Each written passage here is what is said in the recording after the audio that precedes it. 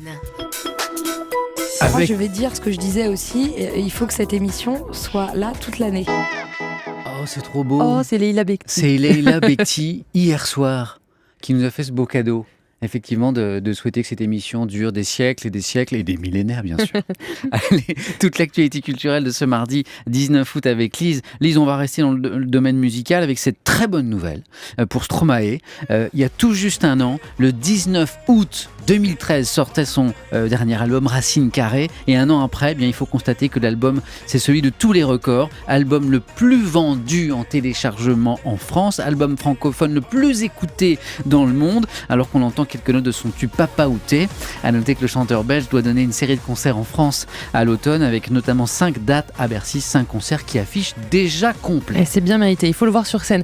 Et musique, toujours, le rappeur Kanye West serait en train de préparer un album avec Paul McCartney. C'est en tout cas ce que rapporte Page Six, c'est le site de potin du New York Post. Alors l'ancien Beatles et le rappeur travailleraient sur plusieurs morceaux, peut-être donc assez pour faire un album. Kanye West reconnaît effectivement travailler sur un morceau intitulé Peace on Your Grave et non pas Peace on My Grave comme l'écrivait le New York Post. C'est important de le préciser. Est-ce que vous avez besoin d'une traduction ? En tout cas, grave, ça veut dire tombe et le reste, vous avez compris. Oui, peace, c'est paix, c'est la paix dans le monde, c'est bien sûr. C'est exactement peace, bien sûr. Voilà, pays de S, je précise. En tout cas, Kanye West a été aperçu au concert de Paul McCartney à Los Angeles la semaine dernière et en octobre dernier, le chanteur anglais avait déclaré qu'il se verrait bien collaborer avec les rappeurs Jay-Z et Kanye West.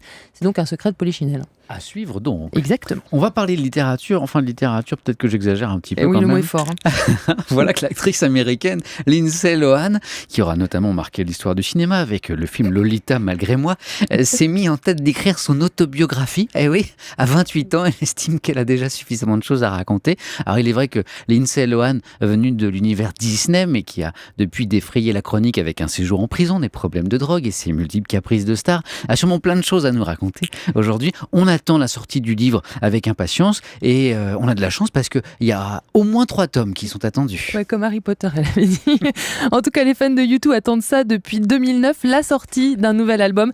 Eh bien, ce sera avant la fin de l'année. Le groupe mythique irlandais vient de le confirmer. Un retour qu'ils avaient amorcé en février. Pendant le Super Bowl, ils avaient diffusé justement le nouveau single Invisible qu'on est en train d'écouter.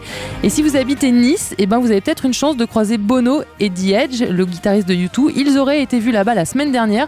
Selon Nice Matin, ils y tourneraient un clip, soit donc pour ce nouvel album, soit pour la bande originale du prochain film de John Carney, Sing Street, sur laquelle ils travaillent tous les deux. Ce qui est bien avec U2, c'est que ça rappelle des souvenirs à toutes les générations. Exactement, oui. Même aux vieux comme moi. Allez.